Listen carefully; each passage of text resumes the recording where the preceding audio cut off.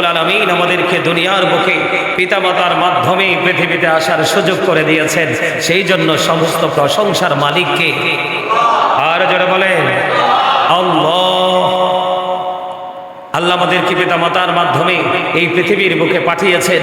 সেই পিতামাতা সম্পর্কে আল্লাহ রাব্বুল আলামিন অত্যন্ত চমৎকার ভাবে তিনি পবিত্র কালামে হাকিম স্পষ্ট করে বলে দিয়েছেন। আল্লাহ রাব্বুল আলামিন বলেছেন, ওয়া'বুদুল্লাহ, তোমরা আল্লাহর ইবাদত করো। কি করো? তোমরা আল্লাহর ইবাদত করো, তোমরা আল্লাহর গোলামি করো, তোমরা আল্লাহর হুকুম মান্য করো। এই জন্য বলেছেন ওয়া'বুদুল্লাহ, তোমরা আল্লাহর গোলামি করো। এরপর আল্লাহ বলেছেন ওয়ালা তুশরিকু বিহি শাইয়্যা, তোমরা আল্লাহর সাথে কোনো কিছুকে কাউকে শরীক করিও না। এরপর আল্লাহ রাব্বুল আলামিন বলে দিয়েছেন ওয়াবিল ওয়ালিদাইনি ইহসানা, তোমরা পিতামাতার সাথে সৎ ব্যবহার করো। জোরে জোরে বলেন না সুবহানাল্লাহ।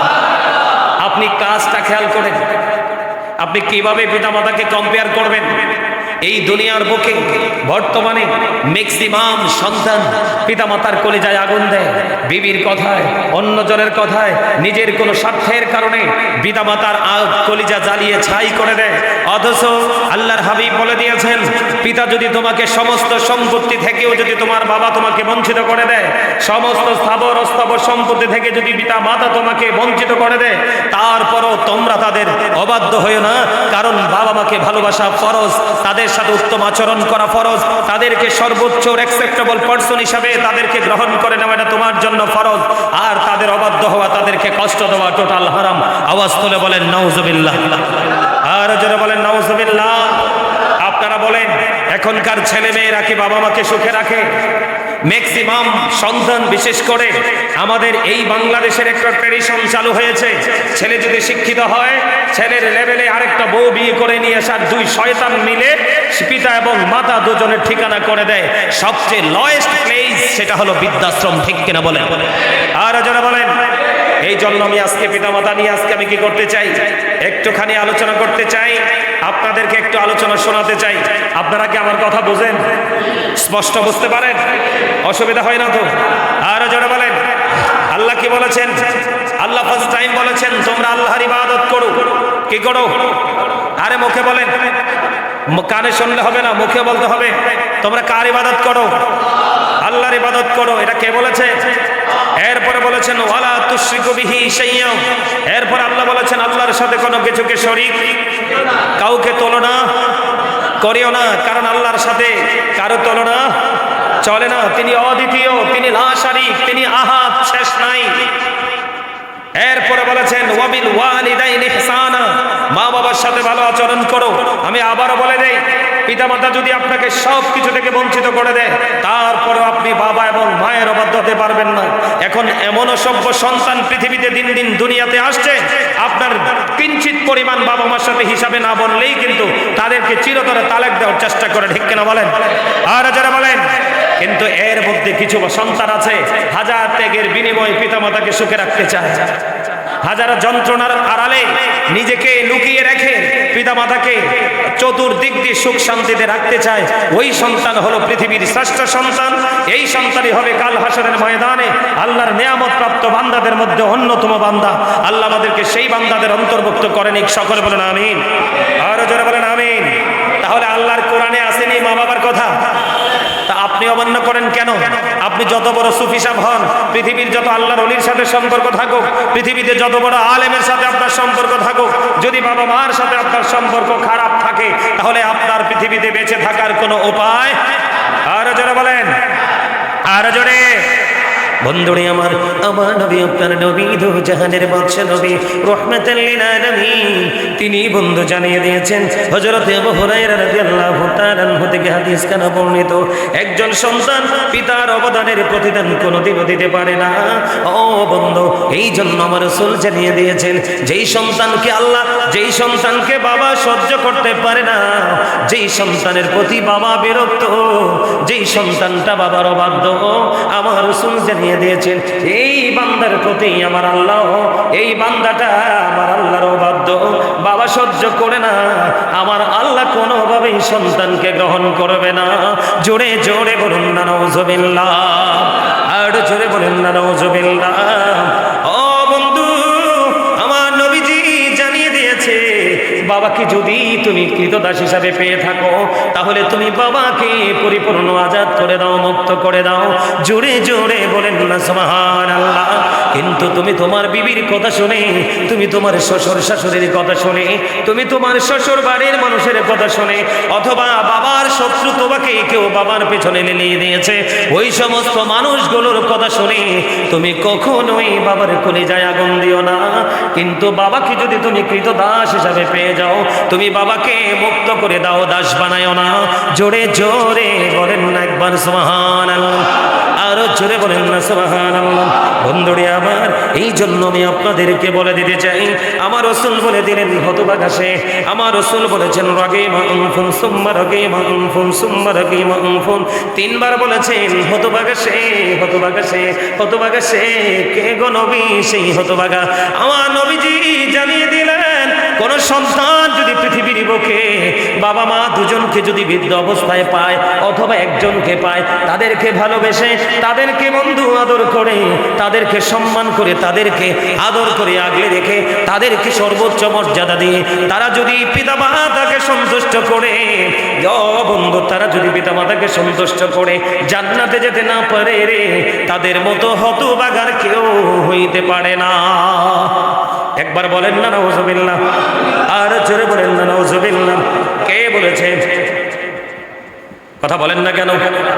রাসূল বলেছে হতভাগা সে, হতভাগা সে, হতভাগা সে। তিনবার বলেছে রাসূল। তুমি পিতামাতা দুজনকে পেলা অথবা একজনকে পেলা, তাদেরকে ভালোবেসে, তাদেরকে সম্মান করে, তাদের সাথে উত্তম আচরণ করে তুমি জান্নাতে যেতে পারলা না, তোমার মতো হতভাগা কেউ হতে পারে না। তার কারণ হলো বন্ধু, আমার রাসূল হাদিস শরীফের মধ্যে এসেছে, paradise of the child under the feet of the mother. রাসূল বলেছেন ইন্নাল জান্নাতা তাহতা আকদামিল উম্মাহাতিকুম, তোমাদের মায়ের পায়ের নিচে তোমাদের জান্নাত। এই জন্য বলেছি বন্ধু, মা বাবাকে ভালোবাসা ফরজ, তাদেরকে কষ্ট দেওয়া বন্ধু টোটালি হারাম। জোরে জোরে বলেন একবার নাউজুবিল্লাহ, আর জোরে বলেন না নাউজুবিল্লাহ। বন্ধুরে আমার, আমার রাসূলকে একদিন কি করলেন, হঠাৎ করে বনু সালামা গোত্রের এক ব্যক্তি এসে বললেন, হে আল্লাহর রাসূল, আমার পিতামাতার ইন্তেকালের পরে তাদের খেদমতে আর কিছু বাকি আছে কি, যা করে আমি তাদের সেবা করতে পারি? তার মানে হলো পিতামাতা চলে গেল আপনার। এর মধ্যে একজন বনু সালামা গোত্রের একজন এসে প্রশ্ন করলো, বাবা মা চলে গেছে গো নবী, বাবা মা চলে গেছে, তাদের চলে যাওয়ার পরে এমন কোন কাজ আসেনি, এমন কোন কর্ম আসেনি যেই কর্ম আমি দুনিয়ায় করলে বাবা মার সেবা হয়ে যায়? আওয়াজ তুলে বলেন না একবার সুবহানাল্লাহ, আরো জোরে বলেন না সুবহানাল্লাহ। ও বন্ধু, তখন আমার ওই বললেন, হ্যাঁ, তোমার জন্য করণীয় হলো তাদের জন্য তুমি দোয়া করবে, তাদের জন্য আল্লাহর কাছে তুমি ক্ষমা চাইবে, তাদের কোনো ওয়াদা থাকলে, চুক্তি থাকলে সন্তান হিসেবে তুমি পূর্ণ করে দিবে রে। ও বন্ধু, তাদের মাধ্যমে যে রক্তের সম্পর্কের যে আত্মীয় স্বজন আছে, তাদের সাথে তুমি সুন্দর গড় একটা কমিউনিকেশন সম্পর্ক তৈরি করে রাখবে। অথবা বাবা অথবা মা, ও বন্ধু, বাবার কোনো বন্ধু, যেই বন্ধুর সাথে বাবা সবচেয়ে বেশি ভালো সম্পর্ক ছিল, বাবা তো আজকে চলে গেছে, ওই বাবার বন্ধুর সাথে তুমি সন্তান হিসাবে এসেও সম্পর্ক রাখো, তাহলেই বাবা মার সেবা হয়ে যায়। বাবা মা থাকতেই তো বাবা মার আত্মীয় সাথে সম্পর্ক রাখে না। এখনকার ছেলেদের, ম্যাক্সিমাম ছেলেদের সম্পর্ক হলো শ্বশুর বাড়ির আত্মীয়র সাথে সবচেয়ে বেশি। কথা কয় না কেন? ও বন্ধু, আমার চুলগুলো পাইকা সাদা হয়ে গেছে, দাড়িগুলো পাকা ধরে গেছে, ম্যাক্সিমামই সাদা হয়ে গেছে বন্ধু। আল্লাহ আপনাদের দোয়ায় অনেকগুলো কিতাব দেখার সৌভাগ্য আল্লাহ আমাকে দিয়েছে, কিন্তু জীবনে কোনো কিতাবের পাতায়, কোনো পৃষ্ঠায়, কোনো হাদিসের অধ্যায় আমি পাইনি যে শ্বশুর শাশুড়ির পায়ের নিচে জামাই জান্নাত। আপনারা শুনছেন? কথা বলেন না কেন? এখন যারা শ্বশুর শাশুড়ি, এখানে যারা শ্বশুর হইছেন, তারা আবার মন খারাপ করেন না, বলে হুজুর আপনি শ্বশুর শাশুড়ির বিরোধী। না না না, তারা বাবা মার সমতুল্য, তাদেরকে সম্মান করব, কিন্তু ওই সম্মান করব না তাদেরকে যেই সম্মান করতে গেলে আবার বাবা মা উত্তম আচরণ থেকে বঞ্চিত হয়ে যায়। এখনকার ম্যাক্সিমাম বাবা মার চোখের পানি শুকায় না, লজ্জায় বন্ধু মানুষের সামনে মুখ খুলে বলতেও পারে না। ও বন্ধু, মনে রাখবেন, বনের আগুন সবাই দেখে রে, মনের আগুন পৃথিবীর কেউ তো দেখে না। পৃথিবীর মধ্যে এই মুহূর্তে যদি পৃথিবীর বুকে শ্রেষ্ঠ যদি মনের আগুন কারো থাকে রে, সন্তান দ্বারা নির্যাতিত হয়ে বাবা মা হৃদয় রাজ্যে কন্টিনিউ চলছে বন্ধু, দাউ দাউ করে আগুন। এই আগুন পৃথিবীর কাউকে দেখাতে পারে না। ওই সন্তান জানে না দুনিয়াটা অল্প কিছু দিনের জন্য বন্ধু, এই দুনিয়া যে কোনো মুহূর্তে থেমে যাবে। চির অমর একটা জীবন আছে, যেই জীবনে জীবন আছে কিন্তু মরণ নাই। ওইটা হলো বন্ধু মৃত্যুর পর ফিউচারটা, ওখানে তোমার কেউ বন্ধু বন্ধু থাকবে না। কথা বলেন না কেন? বিরক্ত লাগছে? আরো জোরে বলেন। এই ওয়াজ বিরক্ত লাগবে এখনকার পিতামাতার অবাধ্য সন্তানদের কাছে। কথা বলে না কেন? অনেক মুসল্লি আছে বর্তমানে বাবা মা সুদ এবং রসুল নিয়ে আলোচনা শুনতে চায় না। কথা বলে না কেন? অথচ তিনটাই গুরুত্বপূর্ণ। সুদ হলো টাটকা হারাম, যেটা মানুষের সব কিছুকে ধ্বংস করে দেয়। রসুল বললেন লা তুকবালু সালাতুম বিগাইরি তুহুর ওয়ালা সাদাকাতুম মিন গুলুল। পবিত্রতা ছাড়া ইবাদত কবুল হয় না, হালাল টাকা না হইলে দান কবুল হয় না। বড় কিন্তু সেনসিটিভ ভয়ঙ্কর হলো হারাম উপার্জন, এর মধ্যে অন্যতম হলো সুদ। ঠিক কিনা বলেন? আর জোরে বলেন। আমার কথায় কি বন্ধু বিরক্ত হচ্ছেন? আর জোরে। তাহলে বাবা মা চলে গেলে তাদের বন্ধুর সাথে সম্পর্ক রাখার দরকার আছে নি? আরো জোরে বলেন। আমার রাসূল বললেন আমি কি তোমাদেরকে সবচেয়ে বড় গুনাহ, সবচেয়ে বড় অপরাধ, সবচেয়ে বড় গুনাহ হলো কবিরা গুনাহ কি? আকবারুল কাবাইর, শ্রেষ্ঠ কবিরা গুনাহ, শ্রেষ্ঠ সবচেয়ে বড় গুনাহ হলো কবিরা গুনাহ। রাসূল বললেন আমি কি তোমাদেরকে কবিরা গুনাহ সম্পর্কে একটু সাজেস্ট করব, পরামর্শ দিব, জানাবো? তারা বললেন হে আল্লাহ রাসূল, নবী গো বলুন বলুন। বন্ধু আমার নবীজি বললেন শ্রেষ্ঠ বড় গুনার মধ্যে প্রথম হলো আল্লাহর সাথে কোনো কিছুকে শরীক করা। নাউজুবিল্লাহ বলে না কেন? আল্লাহর সাথে কাউকে তুলনা করা যাবে না, আল্লাহর সাথে কোনো কিছুকে কম্পেয়ার করা যাবে না। ও বন্ধু, ওই যে আমি শুরুতেই বলেছিলাম আবুদুল্লাহ, কোরআন থেকে বলেছি আল্লাহর ইবাদত করো। হাদিস শরীফের মধ্যে আয়েশা দেখলাম আমার রাসূল বললেন আল্লাহর সাথে কোনো কিছুকে কি করিও না, শরীক করিও না। এটা বড় ধরনের গুনাহ, বড় ধরনের অপরাধ। দুই নম্বরে আপনার আমার পরে রাসূল জানিয়ে দিলেন পিতা মাতার অবাধ্য হইও না। ও বন্ধু, মা বাবার সাথে বেয়াদবি করো না, মা বাবার অবাধ্য হইও না। রাসূল জানিয়ে দিলেন। আল্লাহর হাবিব হেলানরত অবস্থায় ছিলেন, হেলান থেকে এবার তিনি সোজা হয়ে গেলেন। সোজা হওয়ার পরে বললেন উম্মত আরো বড় তিন নাম্বার বড় গুনাহ হলো কখনো কোনো মানুষকে ফাঁসানোর জন্য মিথ্যা সাক্ষী দিও না, মিথ্যা কথা বলো না। জোরে জোরে কন্যা নাউজুবিল্লাহ। এখন আমরা সবচেয়ে বেশি মজা পাই মানুষকে কষ্ট দিয়ে। আমার কথা বলে না কেন? আপনি দেখবেন গরিব যদি হন আপনাকে নিয়ে মানুষ উপহাস করবে, কথা কয় না কেন? আর যদি আপনি একটু উন্নতি করেন ভালোভাবে, মানুষ আপনাকে নিয়ে ঠাট্টা মস্করা করবে, বিভিন্ন সমালোচনা করবে। ঠিক কিনা বলেন? আর জোরে বলেন। আর আপনাকে পাশানোর জন্য সমাজের নিকৃষ্ট মানুষগুলোকে ঢাল হিসাবে ব্যবহার করা হবে, কারণ আপনাকে নিয়ে সালিশ বসাইতে পারলেই কিন্তু জরিমানা নেওয়া যায়। আমার কথা কয় না? নেওয়া যায় কি যায় না? এই জন্য বলে দিলাম আল্লাহর সাথে শরীক করিও না, মা বাবার কোলে যায় আগুন দিও না, এবং মিথ্যা কথা বলো না, মিথ্যা সাক্ষী দিও না। আজকে আমি আমার মুসল্লিগুলোকে, ভাই বাবাদেরকে, মা বোনদেরকে বলবো পর্দার অন্তরাল রেখে শুনে রাখো, যেই নারী বা পুরুষ মিথ্যা কথা বলে আপনি মনে করবেন যার কাছে মিথ্যা আছে তার কাছে সব পাপ আছে। কারণ মা যেমন সন্তান জন্ম দেয়, ও বন্ধু মিথ্যা তেমন সকল পাপের জন্মদাতা। জোরে জোরে কন্যা নাউজুবিল্লাহ। যার কাছে মিথ্যা আছে তার কাছে সকল পাপ আছে। জোরে জোরে বলেন না একবার নাউজুবিল্লাহ, আর জোরে বলেন না নাউজুবিল্লাহ। বন্ধুরে আমার, মা বাবারও বাধ্য হইও না। আল্লাহর হাবিব বলেছেন, আব্দুল্লাহ ইবনে ওমর রাদিয়াল্লাহু তাআলা আনহু থেকে বর্ণিত, আমার আপনার প্রাণের রাসূল তিনি বন্ধু ইরশাদ করেছেন, পিতার সন্তুষ্টির মাধ্যমে আল্লাহর সন্তুষ্টি রয়েছে, পিতার অসন্তুষ্টির মাধ্যমে আল্লাহর অসন্তুষ্টি হয়ে যায়। জোরে জোরে কন্যা নাউজুবিল্লাহ। তার মানে বাবাকে খুশি রাখতে হবে। কি রাখতে হবে? বাবাকে কেমন খুশি রাখতে হবে জানেননি? আপনার আমার প্রাণের রাসূলের কাছে একজন দরখাস্ত নিয়ে গেলেন, ইয়া রাসূলুল্লাহ, ইয়া হাবিবাল্লাহ, নবী গো, ও প্রাণের নবী, রাসূল গো, আমার বাবা আমার সম্পত্তিগুলো নিজের মতো করে খরচ করতে চায়। খেয়াল করেন, মানে টাকা কামাই করছে কে? ছেলে। টাকা উপার্জন করেছে কে? সন্তান। ও বন্ধু, রাসূলের কাছে নালিশ নিয়ে গেছে, নবী নবী গো, ও প্রাণের নবী গো, আমার উপার্জিত সম্পদ আমার বাবা নিজের মতো করে খরচ করে গো নবী, আমি কি করব? এবার আমার আপনার প্রাণের রাসূল তিনি জানিয়ে দিলেন, শুধু তোমার সম্পদ নয়, শুধু তোমার সম্পদ না রে, তুমি নিজেও তোমার বাবার সম্পদ। বাবা যেইভাবে চায় ঠিক সেইভাবে তোমাকে পথ চলতে হবে। কখনো কোনো ধরনের কোনো অজুহাত দাঁড় করাতে পারবা না। এখন বাবা তো বুড়া হয়ে গেছে, তুমি তো বড় জোয়ান, তাগড়া জোয়ান হয়েছ, শক্তিশালী যুবক। ও বন্ধু, তুমি কিন্তু বাবার অবাধ্য হতে পারবা, কিন্তু তোমার জীবনে কোনো জায়গায় তুমি সফল হতে পারবা না। ওমা, আপনি এসপি সাহেবকে জিজ্ঞেস করেন, ডিসি কে জিজ্ঞেস করেন, আমার মতো এরকম বড় বড় আলোচকদেরকে জিজ্ঞেস করেন, বাংলাদেশের সূর্য সন্তান যাদেরকে বলা হয় তাদেরকে গিয়ে প্রশ্ন করেন, তোমার এই বড় হওয়ার পেছনে সবচেয়ে বড় কারণ কি?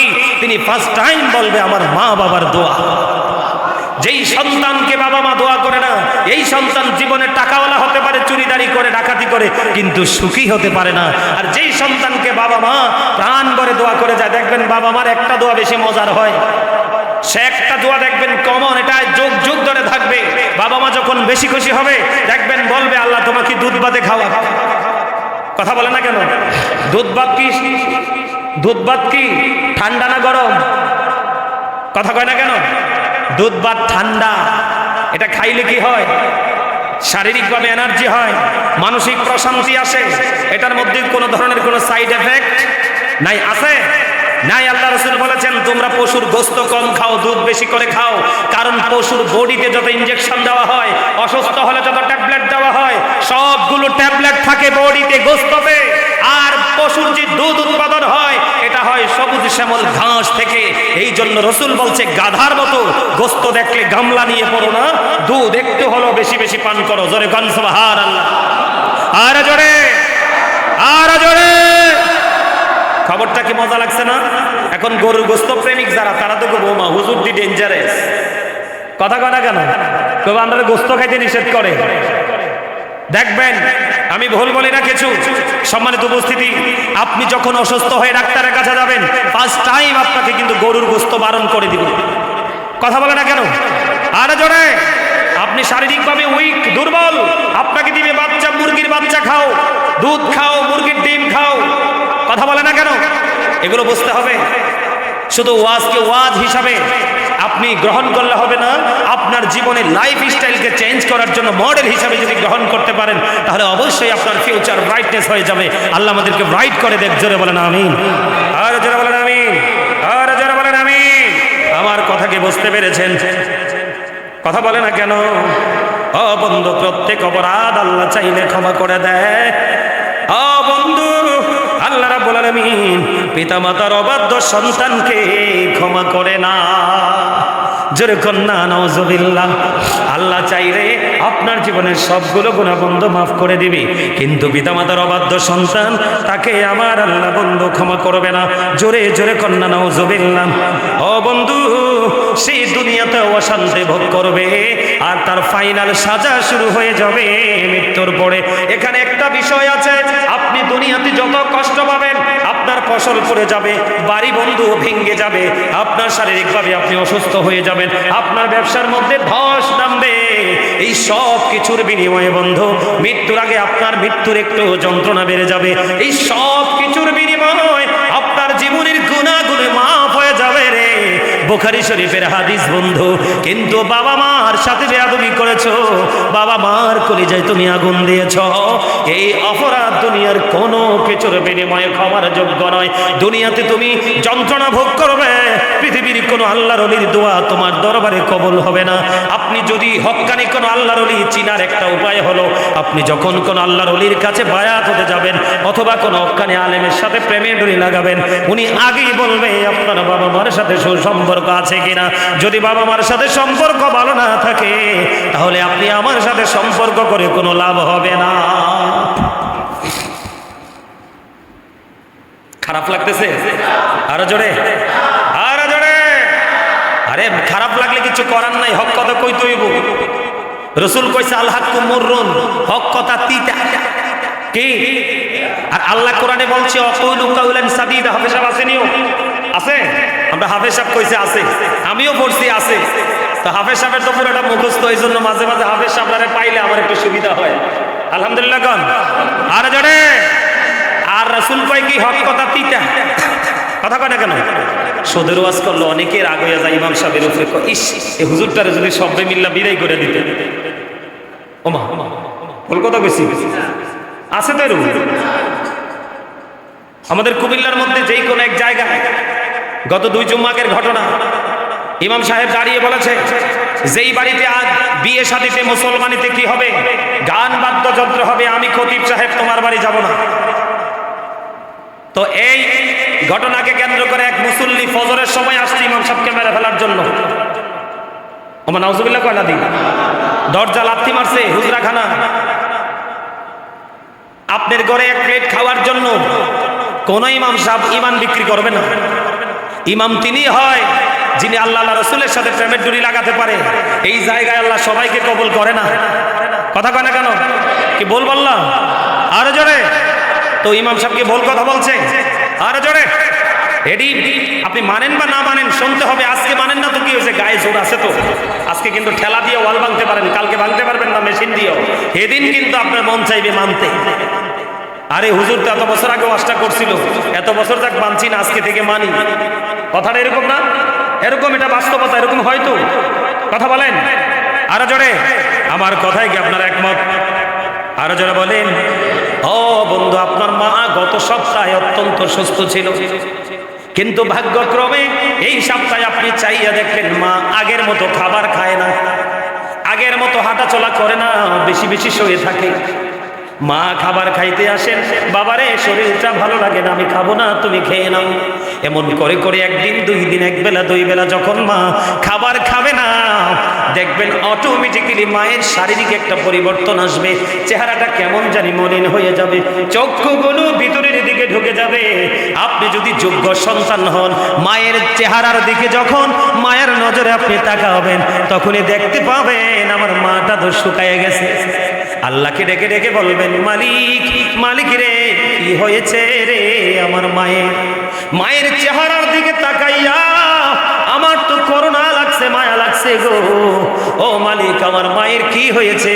আপনি সন্তান হিসাবে আপনার কলিজার মধ্যে একটু আগুন লেগে গেল, একটু উত্তাল শুরু হয়ে গেল।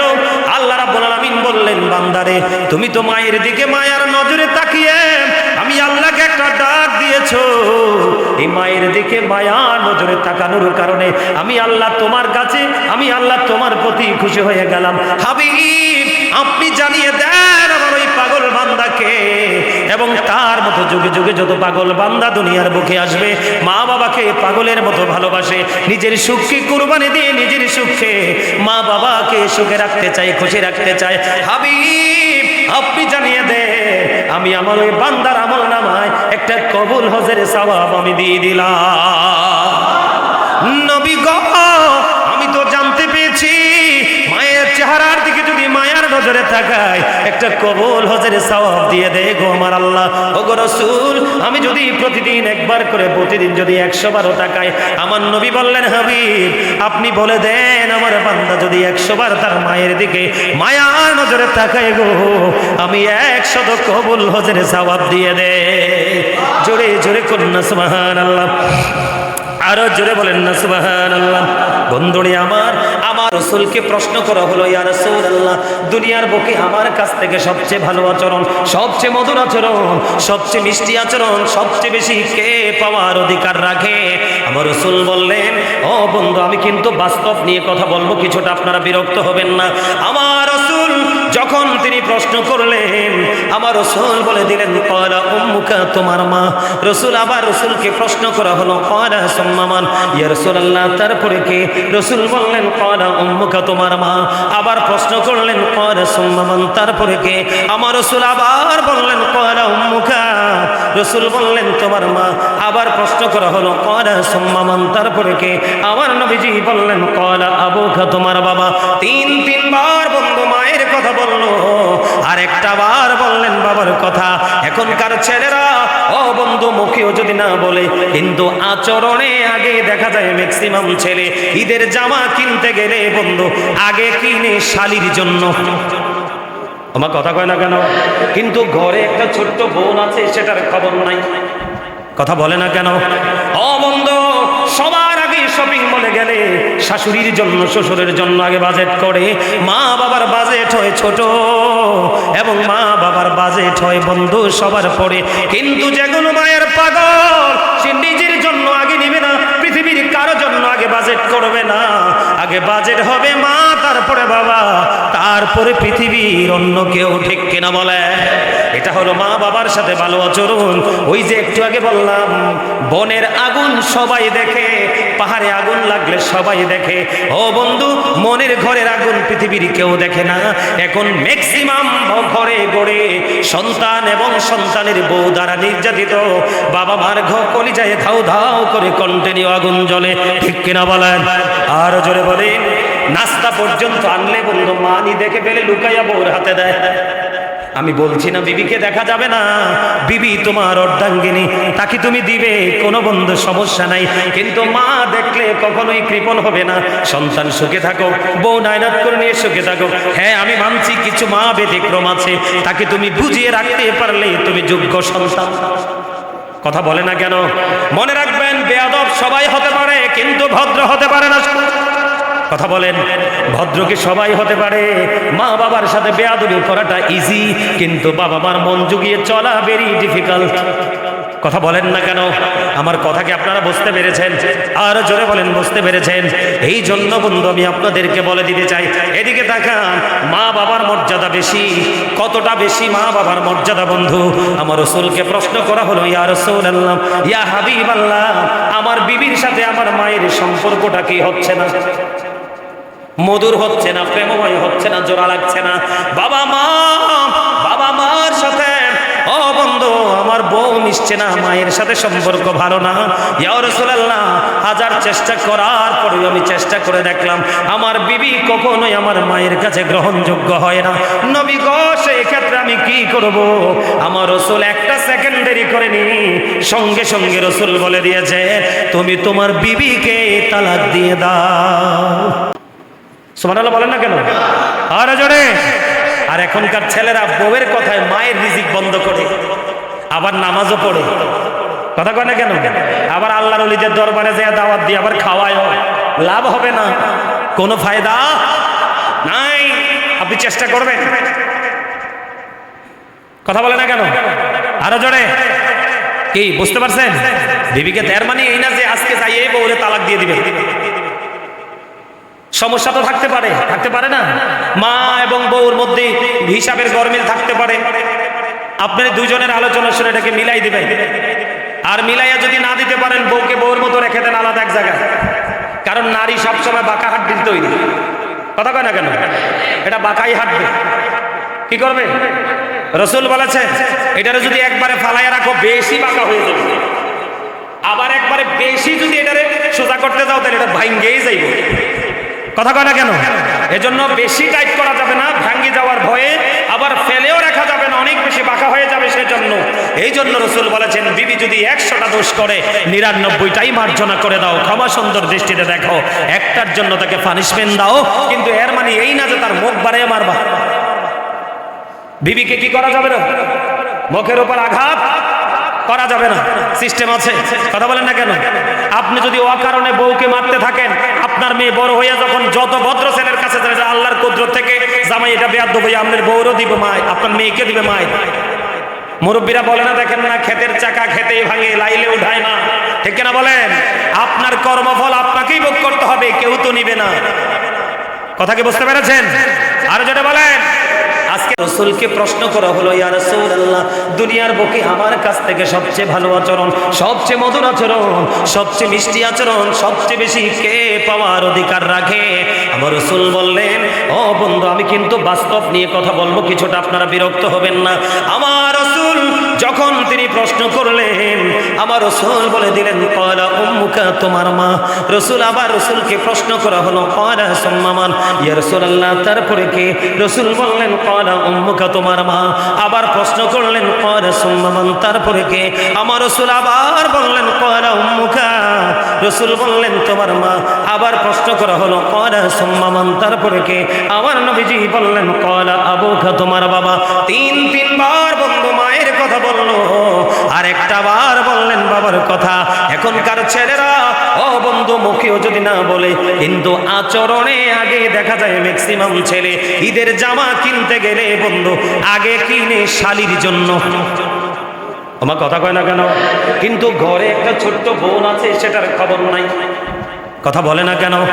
ও বন্ধু, সবার আগে শপিং মলে গেলে শাশুড়ির জন্য শ্বশুরের জন্য আগে বাজেট করে। মা বাবার বাজেট হয় ছোট, এবং মা বাবার বাজেট হয় বন্ধু সবার পরে। কিন্তু যেগুলো মায়ের পাগল, সে নিজের জন্য আগে নেবে না, পৃথিবীর কারো জন্য আগে বাজেট করবে না। আগে বাজেট হবে মা, তারপরে বাবা, তারপরে পৃথিবীর অন্য কেউ। ঠিক কিনা বলে? এটা হলো মা বাবার সাথে ভালো আচরণ। ওই যে একটু আগে বললাম, বনের আগুন সবাই দেখে, পাহাড়ে আগুন লাগলে সবাই দেখে। ও বন্ধু, মনের ঘরের আগুন পৃথিবীর কেউ দেখে না। এখন ম্যাক্সিমাম ঘরে ঘরে সন্তান এবং সন্তানের বউ দ্বারা নির্যাতিত। বাবা মার কলিজায় ধাউ ধাউ করে কন্টিনিউ আগুন জ্বলে। ঠিক কিনা বলেন? আর জোরে বলেন। নাস্তা পর্যন্ত আনলে বন্ধু মানি দেখে ফেলে লুকাইয়া বউর হাতে দেয়। আমি বলছি না বিবিকে দেখা যাবে না, বিবি তোমার অর্ধাঙ্গিনী, তাকে তুমি দিবে, কোনো বন্ধু সমস্যা নাই। কিন্তু মা দেখলে কখনোই কৃপণ হবে না। সন্তান সুখে থাকো, বউ নায়নাত করে নিয়ে সুখে থাকো। হ্যাঁ, আমি মানছি কিছু মা ব্যতিক্রম আছে, তাকে তুমি বুঝিয়ে রাখতে পারলে তুমি যোগ্য সন্তান। কথা বলে না কেন? মনে রাখবেন, বেয়াদব সবাই হতে পারে, কিন্তু ভদ্র হতে পারে না। কথা বলেন, ভদ্র কি সবাই হতে পারে? মা বাবার সাথে বেয়াদবি করাটা ইজি, কিন্তু বাবা মার মন জুগিয়ে চলা ভেরি ডিফিকাল্ট। কথা বলেন না কেন? আমার কথা কি আপনারা বুঝতে পেরেছেন?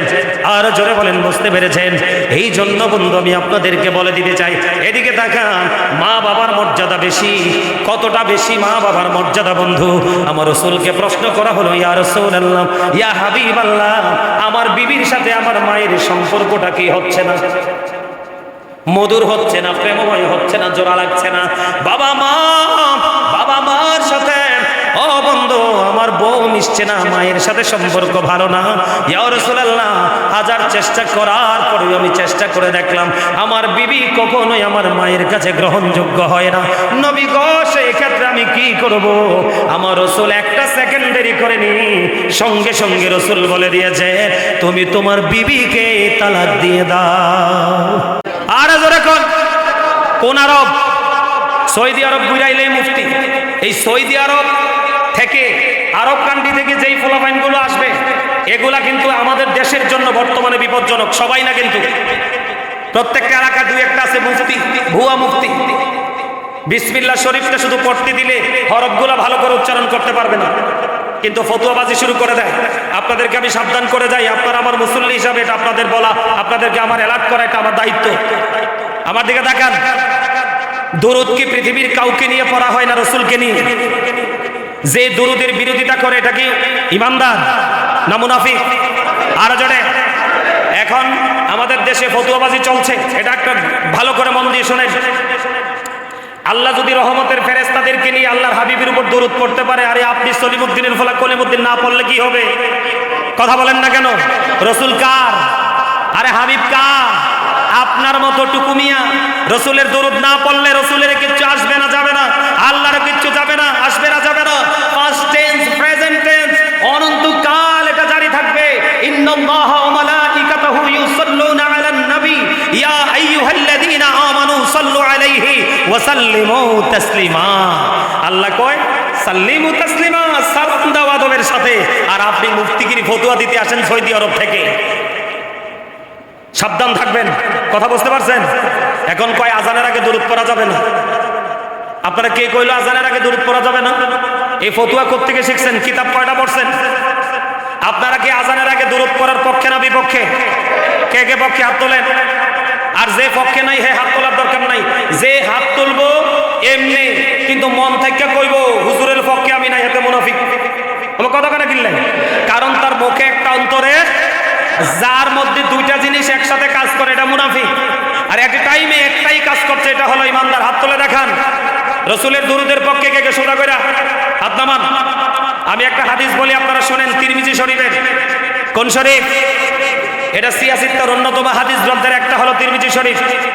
আমি কিন্তু আপনাদেরকে ওয়াজটা করে গেছি, আজকে আবার একটু বলার দরকার মনে করতেছি, আমি তাড়াতাড়ি করে বলি, খেয়াল করেন, শোনেন, আমি দেখে দেখে পড়তেছি। বন্ধুরে আমার দিকে তাকান। উবাই ইবনে কাব রাদিয়াল্লাহু তাআলা আনহু থেকে বর্ণিত।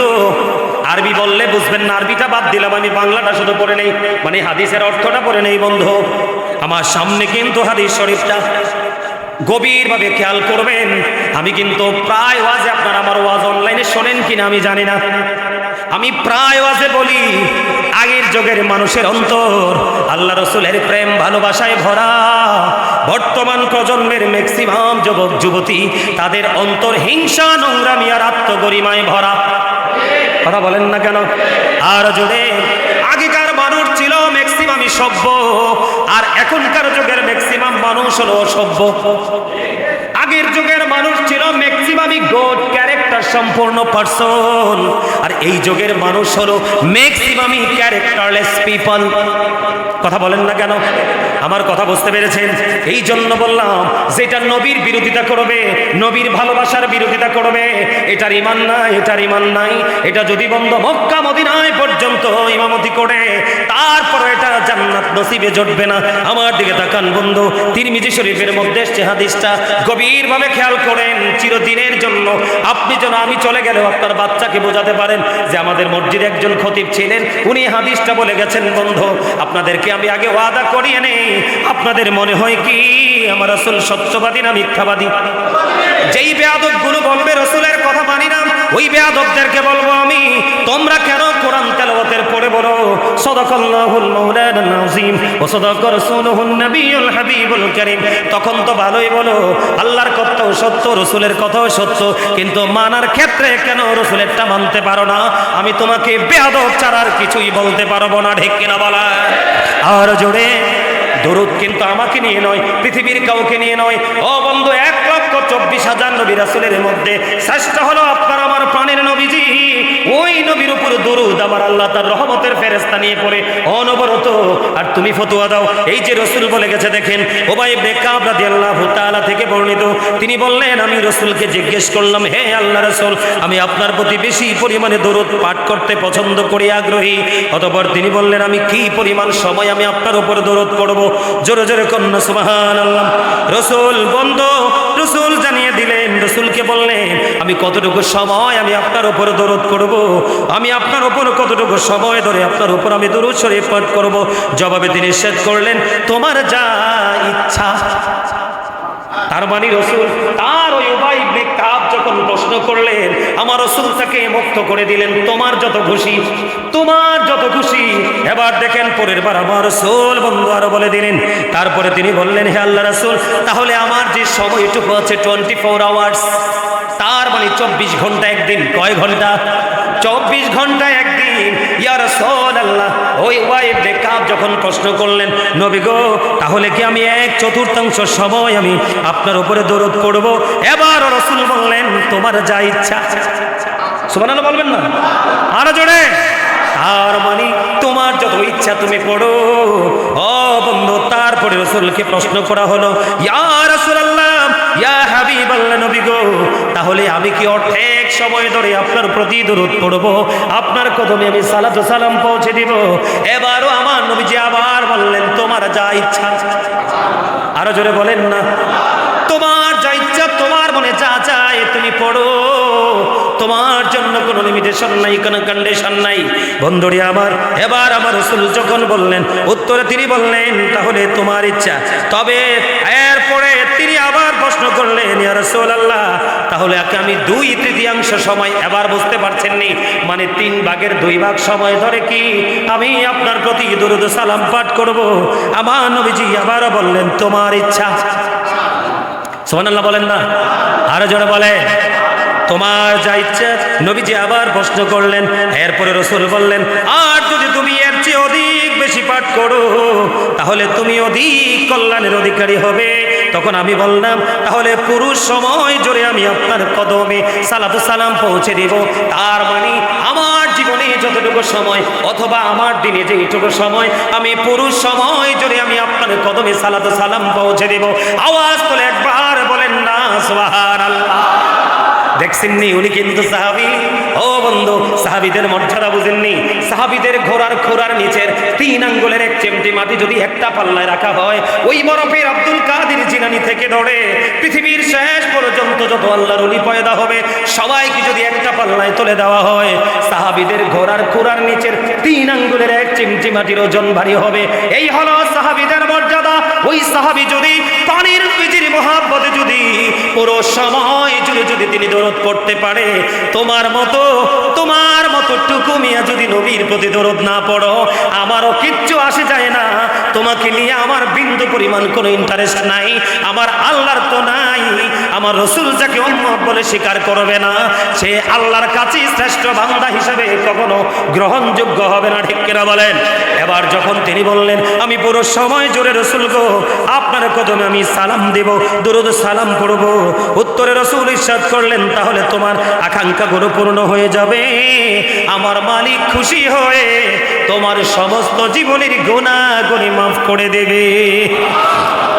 এবার আমি আপনাদেরকে বলি, উবাই ইবনে কাব রাদিয়াল্লাহু তাআলা আনহু, উবাই ইবনে কাব রাদিয়াল্লাহু তাআলা আনহু, ইমাম সাহেব মাইকটা বন্ধ করে দেন, বাইরের মাইকগুলো বন্ধ করে দেন।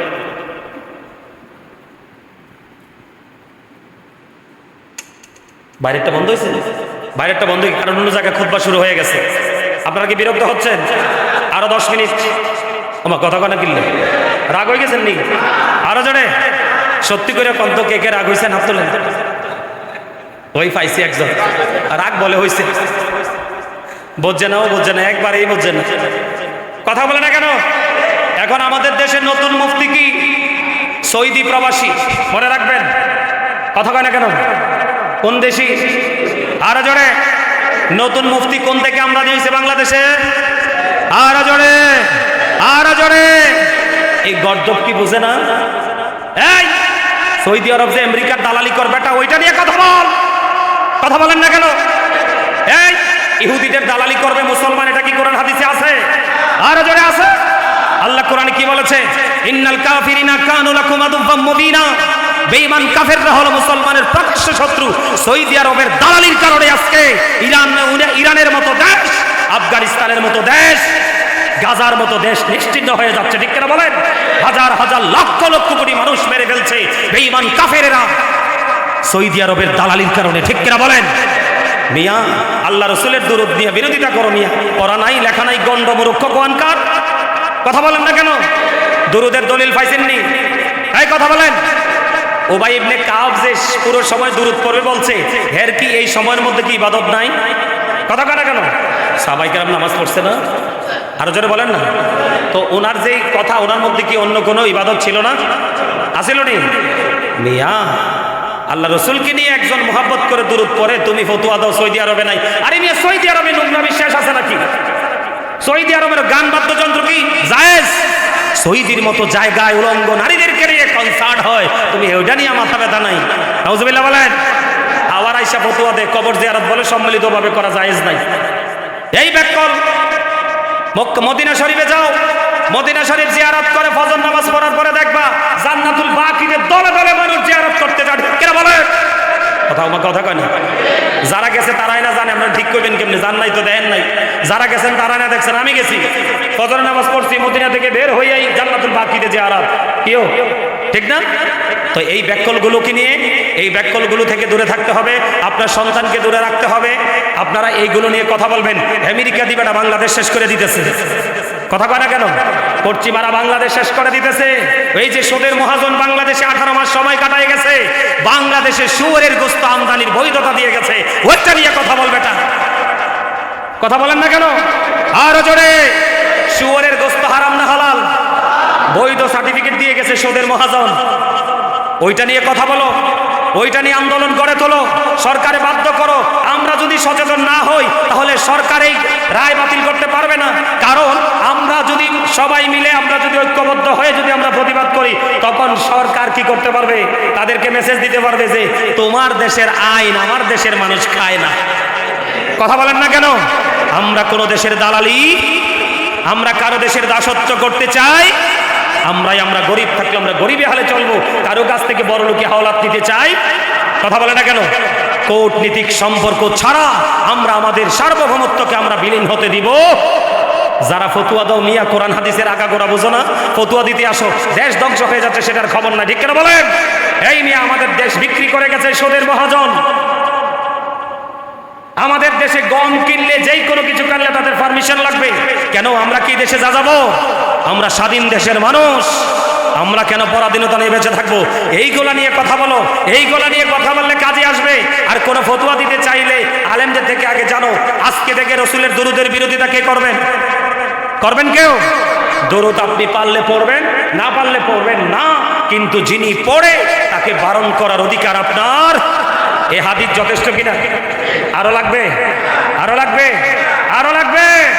সাহাবীরা পুরো সময় নবীর প্রেমে দরুদ পড়তে পারে, তুমি পড়তে পারবা না। তোমার মুখে সমস্যা, মাথায় সমস্যা, হার্টে প্রবলেম, এটা তোমার সমস্যা, কিন্তু তোমার দায় তুমি অন্য কাউকে দিতে পারো। সম্মানিত উপস্থিতি, মা বাবা নিয়ে আলোচনা করে শেষ করা যায় না? যায়? আরে কি করবো, মসজিদে এত সীমিত সময় কথা বলা যায় না। কত ধরনের নালিশ যে ফোনে আসে, হুজুর এই বিষয় নিয়ে আলোচনা করবেন, ওই বিষয় নিয়ে আলোচনা করবেন, কিন্তু জুমার দিনে তো নির্দিষ্ট একটা বিষয় থাকে, ওই বিষয় তো এড়িয়ে যাওয়া যায় না। যায়? আমার কিন্তু পিতামাতা নিয়ে আলোচনা আরো বাকি আছে, হঠাৎ মনে হলো, এই জন্য বললাম। আজানের দুরুদের ক্ষেত্রে, নবীর প্রেমের ক্ষেত্রে আজানের আকফর নাই, নামাজের আকফর নাই। আপনি কন্টিনিউয়াসলি, কি কথা বলেন না কেন? কন্টিনিউয়াসলি আপনি 24 hours, every day, every night, every month, every year, আপনি কন্টিনিউয়াসলি নবীর প্রেমে দরুদ পড়তে থাকেন। আপনি যতই পড়বেন দুনিয়ার চাওয়ার প্রাপ্তি ঘটবে, এবং আমার রাসূল বলেছে জীবনের সবগুলো গুনাহ আমার আল্লাহ মাফ করে দিবেন।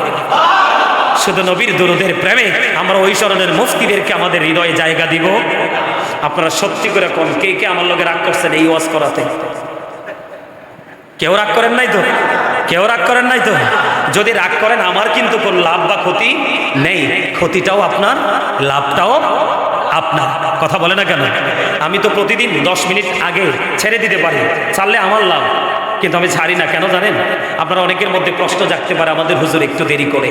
এটা আমার আগে থেকে অভ্যাস, কারণ আমাদের মসজিদটা এই মেইন রোড থেকে একেবারে কাছে। একজন পথযাত্রী যেই কোনো কারণে তার দেরি হয়ে গেল, কিন্তু পাগল হয়ে গেছে নামাজটার জন্য। জুমার নামাজ তো কত নেয়ামতের দিন, আজকের দিন। সে নামাজটা হয়তো আমার 2 মিনিট দেরির কারণে হয়তো বা সে আমাদের এখানে এসে নামাজটা পড়তে পারবে। এই আমাদের মসজিদটা আরেকটু কাছে হইলে আমি আরেকটু দেরি করে নামাজ পড়াতাম। আল্লাহ আমাদেরকে কবুল করুন, এক সকল বলুন আমি। রসুলকে ভালোবাসবেন তো সবাই? রসুলের ভালোবাসায় কোনো কৃপণতা করবেন না তো? দুনিয়া ধ্বংস হবে শুধু রসুলের সাথে দুশ্মনী করার কারণে। আল্লাহ আমাদের সবাইকে ইমানে ইসলামী জিন্দেগি দান করুন, সকল বলুন আমিন। আরো জোরে বলুন আমিন। আমি আজকে কয়েকদিন যাবৎ খুব অসুস্থ। আমি কিন্তু আজকে চাইছিলাম যে আমাদের হাফেজ সাহেবকে দিয়ে নামাজটা পড়াই। আমি কি আমার মুসল্লিরা যদি আবার কিছু মন্তব্য করে, এই জন্য ডরে ভয়ে আবার আইসা করছি।